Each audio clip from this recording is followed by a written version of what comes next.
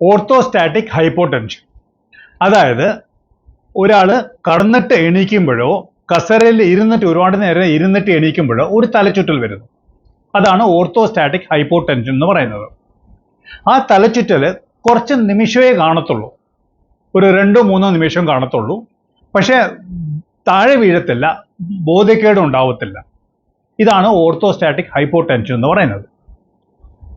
ഇപ്പൊ നമ്മൾ ഇത് ഹൈപ്പോ ടെൻഷനാണ്, ഹൈപ്പർ ടെൻഷൻ അല്ല. ഹൈപ്പർ ടെൻഷൻ എന്ന് പറഞ്ഞാൽ പ്രഷർ കൂടുതൽ, അത് നമുക്ക് എല്ലാവർക്കും അറിയാവുന്നൊരു സംഭവം. അപ്പോൾ ഇങ്ങനെ ഇരുന്നിട്ടോ കടന്നിട്ടോ എണീക്കുമ്പം തലചുറ്റൽ വരുന്നതിൻ്റെ കാരണങ്ങൾ നമുക്ക് നോക്കാം. ഇപ്പോൾ സാധാരണയായിട്ട് ഒരാളുടെ ബി പി എത്രയെന്ന് ചോദിച്ചാൽ 120/80 ആണ് ഒരാളുടെ നോർമൽ ബി പി.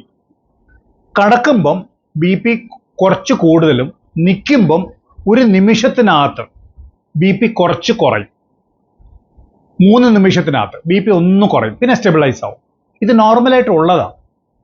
അപ്പോൾ കടക്കുമ്പം നിൽക്കുമ്പം ഉള്ള ബി പിയുടെ ഡിഫറൻസ് എത്ര ആയിരിക്കും? ഒരു നോർമൽ ആൾക്ക് 4 മില്ലിമീറ്ററിൻ്റെ ഡിഫറൻസേ കാണത്തുള്ളൂ.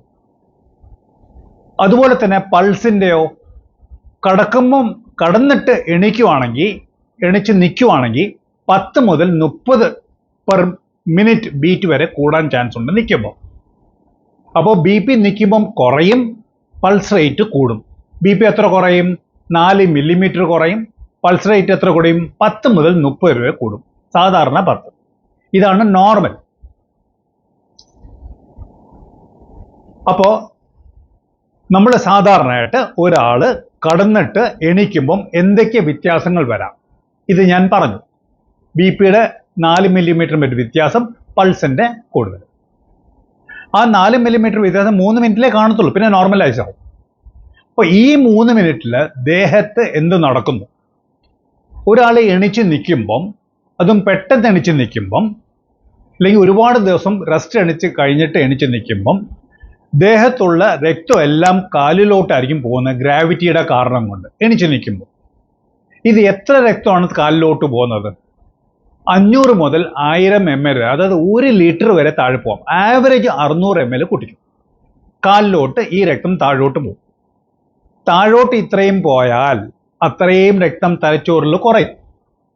തലച്ചോറിൽ അത്രയും കുറഞ്ഞാൽ അവിടെ ഹൈപ്പോ പെർഫ്യൂഷൻ, അത്ര രക്തം കിട്ടുന്നില്ല എന്നർത്ഥം.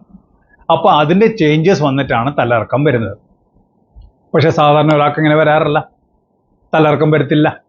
അതെന്താ കാര്യം എന്ന് വെച്ചാൽ പുള്ളിയുടെ ബോഡി ഓക്കെ ആയതുകൊണ്ട്, പെർഫെക്റ്റ് ആയതുകൊണ്ട്, പുള്ളി ഒരു പേഷ്യൻ്റ് അല്ലാത്തതുകൊണ്ട് എണീച്ച് നിന്നുകൊണ്ട് ബി പി കുറഞ്ഞാൽ പോലും ഈ 1-3 മിനിറ്റിനകത്ത് ഇത്രയും ബ്ലഡ് ഫ്ലോ കാലിലോട്ട് പോയാൽ പോലും വേറെ കുറേ വ്യത്യാസങ്ങൾ കൊണ്ട് രക്തം നോർമലാക്കി എടുക്കും ബ്രെയിനിൽ.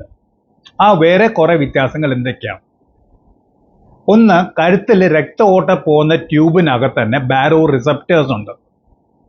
അയോട്ടയിലുണ്ട്, കോമൺ കരോട്ടിഡ് ആർട്ടറിയിലുണ്ട്.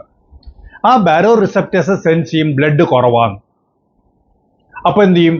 ബ്ലഡിനെ ദേഹത്തിന് ചുറ്റിനും അകത്ത് വെളിയിൽ പെർഫറിയിലുള്ള എല്ലാ ബ്ലഡ് വെസലിനും ചുരുക്കിയിട്ട് സ്കിന്നിനും അവിടെ ഉള്ള എല്ലാ ബ്ലഡും അവിടെ നിന്ന് സ്കിന്നിലോട്ട് വിടാതെ ബ്ലഡ് ബോഡിയിലോട്ട് റീഡയറക്റ്റ് ചെയ്യും. അതുപോലെ തന്നെ ഇവിടെ സ്പ്ലീൻ ഉണ്ട്.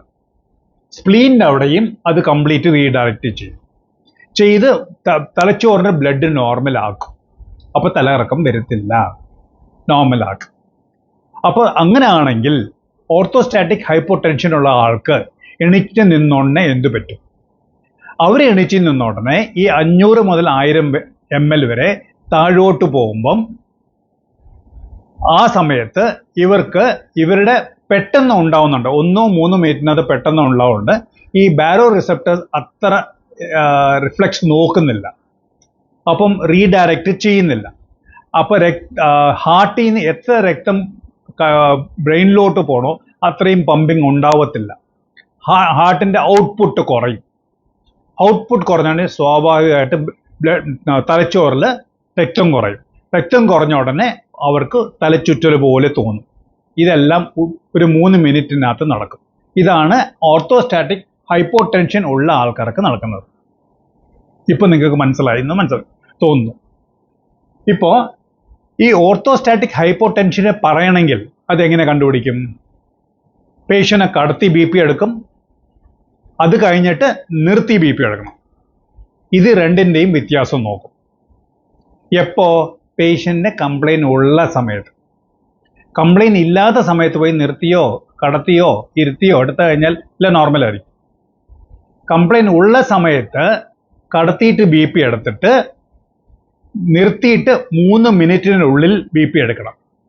അപ്പോൾ കടത്തിയിട്ടും നിർത്തിയിട്ടുള്ള ബി പിയുടെ ഡിഫറൻസ് മേളിൽ 120 എന്നുള്ളത് സിസ്റ്റോളി എന്ന് പറയും, താഴെ 80 എന്നുള്ളത് ഡയസ്റ്റോളി എന്ന് പറയും.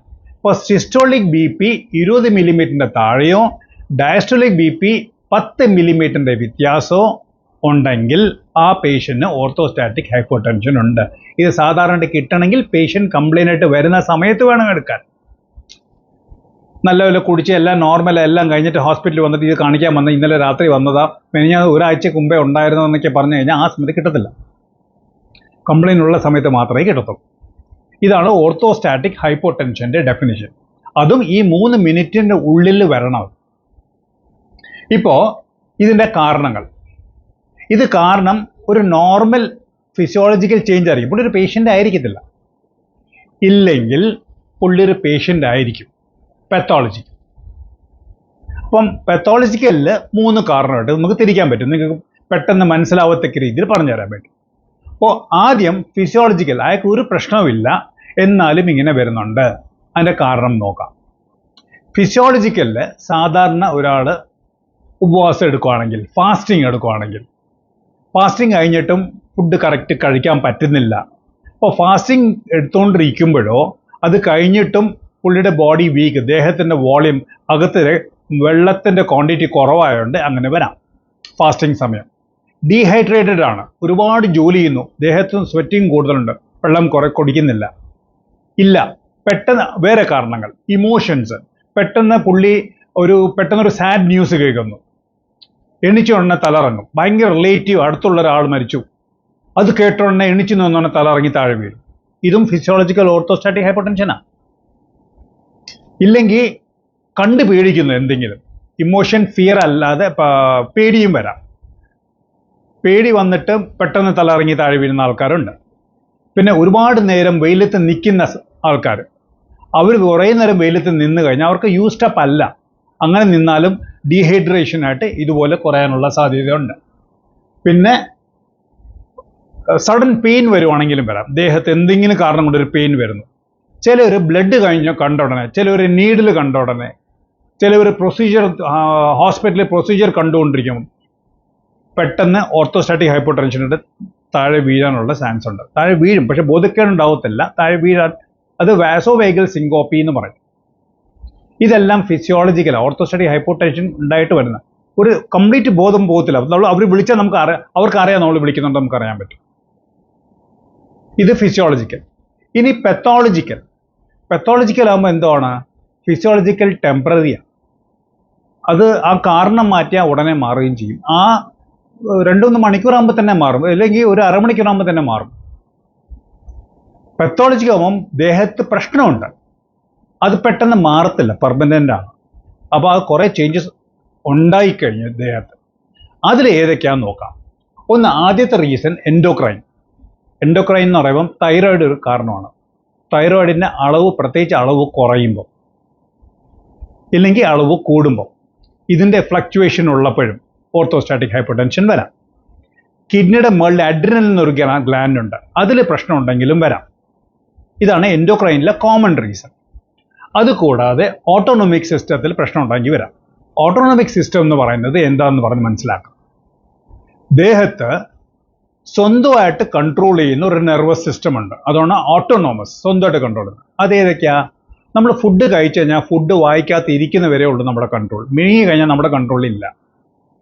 അപ്പോൾ അതിൻ്റെ അർത്ഥം മിഴുങ്ങി കഴിഞ്ഞ മുതൽ താഴെ മോഷൻ്റെ അവിടെ ലാർജ് ഇൻറ്റസ്റ്റൈൻ വരെ നമ്മുടെ കൺട്രോളിലല്ല, തന്നെത്താൻ മൂവ്മെൻറ്റ്. ഹാർട്ട് ബീറ്റ് നിർത്താൻ പറ്റുമോ? ഇല്ല, അത് തന്നെത്താൻ അടിക്കുന്നു. അപ്പോൾ അതൊക്കെ ഓട്ടോണോമസ് സിസ്റ്റത്തിലാണ് വരുന്നത്. അപ്പോൾ ആ ഓട്ടോണോമസ് സിസ്റ്റത്തിൽ പ്രശ്നമുണ്ടെങ്കിൽ ഇതുപോലെ തലച്ചുറ്റൽ വരാൻ, എണിച്ച് നിൽക്കുമ്പോൾ തലച്ചുറ്റൽ വരാനുള്ള സാധ്യതയുണ്ട്. അപ്പോൾ ഈ ഓട്ടോണോമസ് സിസ്റ്റത്തിൽ സെൻട്രൽ കോസ് ഉണ്ട്, പെരിഫറൽ കോസ് ഉണ്ട്. അത് ബ്രെയിനിൽ വരുന്ന കോസ് ആയിരിക്കാം. അതിൽ ഒരെണ്ണം കോമൺ ആയിട്ടുള്ളതാണ് പാർക്കിൻസൺസ് ഡിസീസ്, അല്ലെങ്കിൽ വേറെ എന്തെങ്കിലും ന്യൂറോ ഡീജനറേറ്റീവ് ഡിസീസ്. അതല്ല കോമൺ കോസ്. കോമൺ ആയിട്ടുള്ളത് ഈ പെരിഫറൽ കോസ്. അതായത് ഡയബറ്റിക് പേഷ്യൻറ്റ്, ഒരുപാട് ദിവസം ഷുഗറുള്ള ഹൈ ഉള്ള പേഷ്യൻറ്റ്, അവർക്ക് നെർവ്സ് എല്ലാം ഡാമേജ് ആകുമ്പം അവർ എണ്ണിച്ച് നിൽക്കുമ്പം തലകറക്കം വരും. അവർ പറയും ഷുഗറൊക്കെ കൺട്രോളാ സാർ, പക്ഷേ എത്ര വർഷമായിട്ടാണ് ഞങ്ങൾക്ക് ഷുഗർ പ്രോബ്ലം ഉള്ളത്. അപ്പോൾ അത് കുറേ പതുക്കെ നെർവ്സിനെ ഡാമേജ് ചെയ്യാൻ ചാൻസ് ഉണ്ട്. അപ്പം അങ്ങനെ പെരിഫറൽ ന്യൂറോപ്പതി വരും. അതുപോലെ തന്നെ വൈറ്റമിൻ ഡെഫിഷ്യൻസി വരുമ്പോൾ, വൈറ്റമിൻ B12 ഫോളോയിഡ് ഡെഫിഷ്യൻസി വരുമ്പം ഇതുപോലെ വരാനുള്ള സാധ്യതയുണ്ട്. ഇതാണ് ഓട്ടോണോമസ് സിസ്റ്റത്തിന് താഴെയുള്ള കാരണങ്ങൾ. ഇപ്പോൾ ഹാർട്ടിൽ പ്രശ്നമുണ്ടെങ്കിൽ വരാം. ഹാർട്ട് ഫെയിലിയർ പേഷ്യൻസ് എണിച്ച് നിൽക്കുമ്പം തലറങ്ങും. അല്ലെങ്കിൽ ഹാർട്ടിൻ്റെ വാൽവിൽ പ്രശ്നം ഉണ്ടെങ്കിലും, ഞാൻ അത് ഡീറ്റെയിൽ കാണും, വാൽവിൽ പ്രശ്നം ഉണ്ടെങ്കിലും വരാമെന്ന് ഇത്രയും മനസ്സിലാക്കാം. അതൊരു കാരണമാണ്. അപ്പോൾ ഇതൊക്കെ പെർമനൻ്റ് ആയിട്ടുള്ള കാര്യങ്ങളാണ്. അപ്പോൾ അത് കണ്ടുപിടിച്ച് കുറേയൊക്കെ മാറ്റുവാണെങ്കിൽ ഇതിൽ കുറേയൊക്കെ വ്യത്യാസങ്ങളുണ്ടാവും. അപ്പം ഫിസിയോളജിക്കലും പത്തോളജിക്കലിൽ എൻഡോക്രൈനും ഓട്ടോണോമസും നമ്മൾ കണ്ടു. ഇനി അവസാനത്തെ ഡ്രഗ്സ്. ചിലവർ ഉറക്ക ഗുളിക എടുത്തിട്ട് കടന്നു ഉറങ്ങും. അവരെ രാത്രി ഒരു 12 നല്ല ഉറക്കത്തെ എണിച്ചിട്ട് ബാത്റൂമിൽ പോകുമ്പം എണിക്കാൻ നോക്കുമ്പോൾ തലറങ്ങും. മെഡിസിൻ്റെ എഫക്റ്റ്. ബ്ലഡ് പ്രഷർ BP ഉള്ള പേഷ്യൻ്റ് മരുന്ന് അറിയാതെ ഡബിൾ ഡോസ് കഴിച്ചാൽ BP ഭയങ്കരമായിട്ട് കുറയും. അങ്ങനെയാണെങ്കിലും വരാം. സൈക്കാട്രിക് പേഷ്യൻസ് മരുന്ന് അറിയാതെ കൂടുതൽ കഴിച്ചാൽ അവർക്കും വരാം. അങ്ങനെ കുറേ മരുന്നുകളുണ്ട്. ഞാൻ പറഞ്ഞത് കോമൺ ആയിട്ടുള്ള മരുന്നുകളാണ് ഞാനിപ്പോൾ പറയുന്നത്. അതുകൂടാതെ മൂത്രം പോകാനുള്ള മരുന്ന്. മൂത്രം ഒരുപാട് പോയാൽ ബോഡിയിലുള്ള ദേഹത്തുള്ള വെള്ളം ക്വാണ്ടിറ്റി കുറയും. അതിലും പ്രശ്നമുണ്ടാകും. ഇതാണ് ഇയാട്രജനിക് കോസ്, അതായത് മനുഷ്യനുണ്ടാക്കി വെച്ച കാരണങ്ങൾ. അപ്പോൾ നമ്മൾ കാരണങ്ങൾ കണ്ടുപിടിച്ചു. അപ്പം ഇത് കൂടുതലും ഏജ് ഉള്ളവർക്കും വരാം സാധാരണയായിട്ട്. അപ്പോൾ ഡീറ്റെയിലോട്ട് കടക്കുന്നില്ല, ഏജ് ഉള്ളവർക്ക് വരാമെന്ന് മാത്രമേ ഞാൻ പറയുന്നുള്ളൂ. ഇനി BP ഒരുപാട് ഫ്ലക്ച്വേറ്റ്, ഈ ഏജ് ഉള്ളവർക്ക് ഈ ഓർത്തോസ്റ്റാറ്റിക് ഹൈപ്പോടെൻഷൻ വന്നുകൊണ്ടിരുന്നാൽ, ഏജ് എന്ന് പറയുമ്പം 55-60 കൂട്ടിക്കും. സ്റ്റാറ്റിസ്റ്റിക്സ് പറയുന്നത്, മെഡിക്കൽ പറയുന്നത് 65 ആണ്. ആ പേജിൽ ഫ്ലക്ച്വേറ്റിംഗ് BP വന്നുകൊണ്ടിരുന്നാൽ അവർക്ക് ഹാർട്ട് അറ്റാക്കോ ഹാർട്ട് ഫെയിലറോ സ്ട്രോക്കോ വരാൻ ചാൻസ് ഉണ്ട്. ഈ ഓർത്തോസ്റ്റാറ്റിക് ഹൈപ്പോടെൻഷൻ വീണ്ടും വന്നുകൊണ്ടിരുന്നാൽ. അതുകൊണ്ട് ഇത് ട്രീറ്റ് ചെയ്യുന്നതാണ് നല്ലത്. ഇപ്പോൾ ഇതിൻ്റെ കംപ്ലയിൻസ് എന്തായിരുന്നു? ഇപ്പോൾ പേഷ്യൻ്റ് ഒരുപാട് നേരം കിടക്കുന്നു,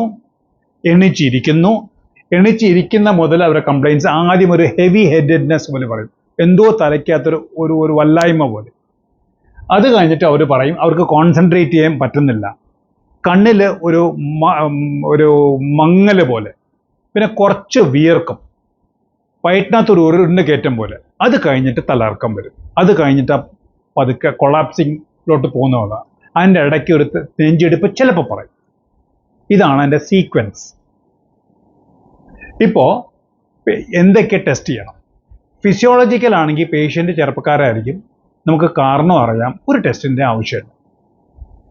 പെത്തോളജിക്കൽ ആണെങ്കിൽ, അതായത് അസുഖക്കാരാണെങ്കിൽ നമ്മൾ ടെസ്റ്റ് ചെയ്യണം.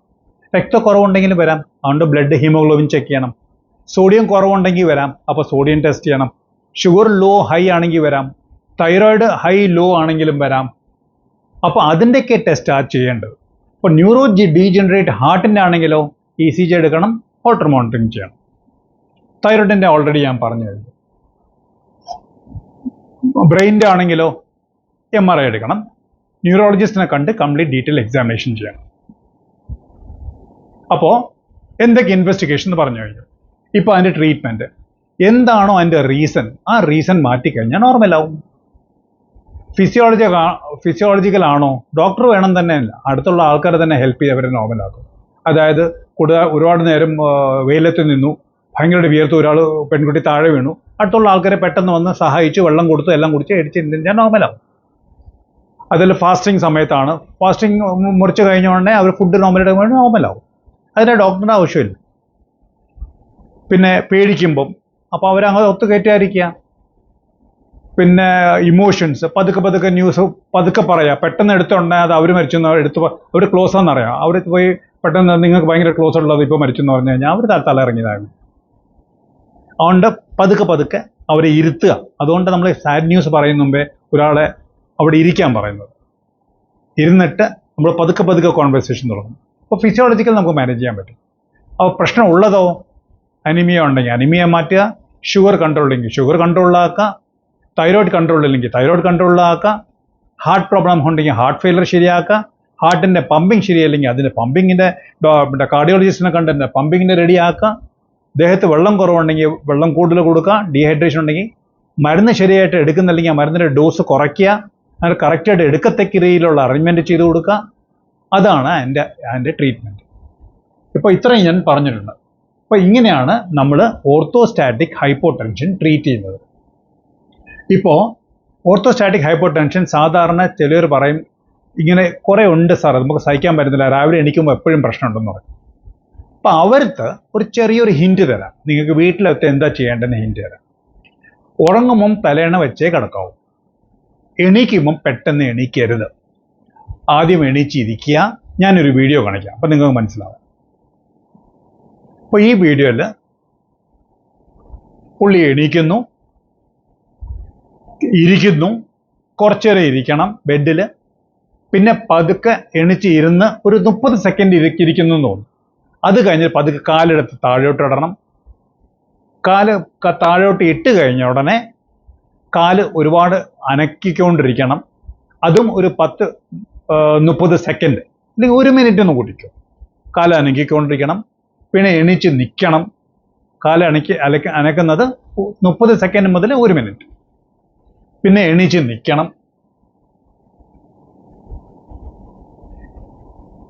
എണീച്ച് നിന്ന് ഒരു 15 സെക്കൻഡ് കഴിഞ്ഞ ഉടനെ ഇതുപോലെ ചെറിയൊരു എക്സസൈസ് ചെയ്യണം. കാല് നോക്കിക്കോണേ, ശ്രദ്ധിച്ചോണേ. കാലിൻ്റെ ഫ്രണ്ട് പാർട്ട് മാത്രം മുകളിലോട്ട്, ബാക്ക് പാർട്ട് മാത്രം മുകളിലോട്ട്, ഫ്രണ്ടിൽ ഇതുപോലെ ഒരു 5-6 പ്രാവശ്യം ചെയ്യുക. ആ സമയത്ത് ഒരു പിടുത്തം വേണം. അത് കഴിഞ്ഞിട്ട് വേണം നടന്നു പോകാൻ. ഇതാണ് എണീച്ച് വരുമ്പം ചെയ്യാനുള്ള ടെക്നിക്ക്. നിങ്ങൾ ശ്രദ്ധിച്ചാണ് ഒരു തലയണ ഉണ്ടായിരുന്നു എണീക്കുമ്പോൾ.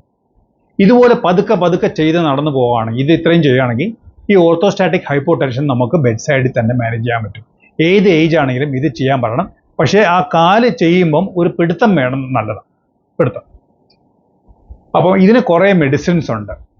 പക്ഷേ ഇതിൻ്റെ മെഡിസിൻസ് എടുത്തിട്ടല്ല നോർമലാക്കുന്നത്. ഫിസിയോളജിക്കൽ ഞാൻ പറഞ്ഞു, മെഡിസിൻസ് എന്തൊക്കെ അസുഖമുണ്ടോ ആ അസുഖത്തിൻ്റെ കൂടെയാണ് ഇത് കൊടുക്കുന്നത്. അല്ലാതെ ഈ മെഡിസിൻ മാത്രം കൊടുത്താൽ ഓർത്തോസ്റ്റാറ്റിക് ഹൈപ്പർടെൻഷൻ നോർമൽ ആവും എന്നല്ല എൻ്റെ അർത്ഥം. എന്ത് അസുഖമാണോ ആ അസുഖം നമ്മൾ ട്രീറ്റ് ചെയ്യും.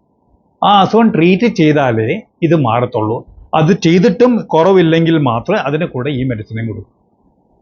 ഇതാണ് ഓർത്തോസ്റ്റാറ്റിക് ഹൈപ്പർടെൻഷനെ പറ്റി എനിക്ക് പറയാനുള്ളത്. നമസ്കാരം.